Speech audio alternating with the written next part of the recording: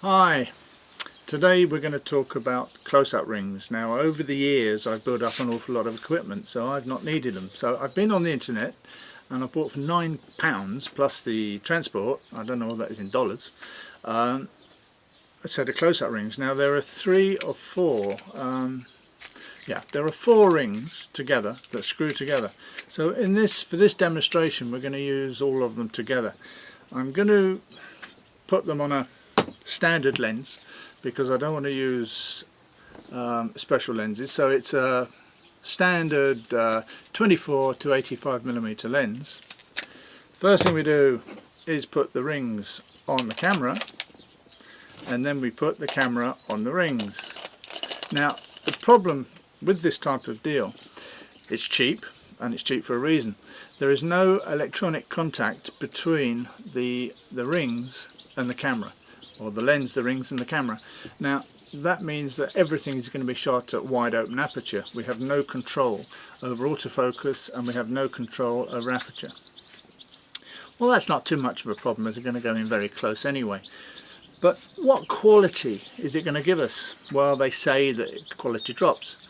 Well, let's have a look at some stuff and photograph, and I'll give you a little demonstration of how you can do macro photography for a very small investment, certainly under £15. Okay, let's get on with it. Well, here's our simple little setup. Now what I'm going to do is change the camera body over so we can look through the camera with the 7D running on video. Okay, now we're looking through the camera. Now let's have a look. Now the biggest problem, of course, the camera still, and actually getting the focus dead right. Now obviously I'm looking at a screen at the moment, so it's difficult to see that. So when I can look through the camera, I'll focus it and take a shot. Right, here we are. Now we've got the other camera back on and we're going to use that one to take the picture. But we're a bit, hang on a minute, I'll just open up the stop because we've got so much backlight. So open up the stop to compensate. That's a free lesson. Right, now if we go to the camera, we'll focus very carefully, without my glasses on. We'll focus very carefully and take a picture. Then what we'll do is we'll take a picture just of the numbers. So we refocus just on the numbers. And that'll be a nice little demonstration of depth of field. But it's 3 lessons in one.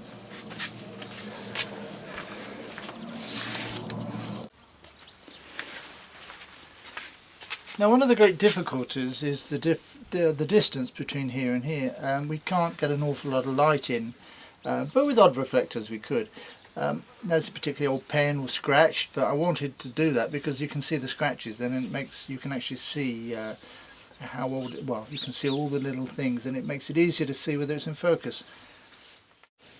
Right, now, bearing in mind the original ballpoint pen, which is very, very small, this is an incredibly big blow-up. So I don't think the quality is bad, considering it's not really the best way of doing it. Obviously lenses are better than the barrel or the close-up rings. Right, now let's have a look at the other shot we did, which was focused on the 30. Now notice how little depth of field there is. Now considering that this lens is at 4.5 when it's fully open, really that's the sort of lens you need to do this type of work, because if you've got a 1.8 lens or a 1 point whatever, there's going to be no depth of field at all. You have no control, it's wide open. Well, I think that was pretty good. I was quite happy with the quality. Okay, it's not top, but I reckon it's very good. Now, one word of warning. If you've got a long lens that's heavy, if you put the close-up rings between the camera and the lens, make sure that when the camera's supported, it's supported in the middle. If you pick up the camera, I'm not going to do it, if you pick up the camera without holding the lens, it can distort the body of the camera. So beware. Goodbye.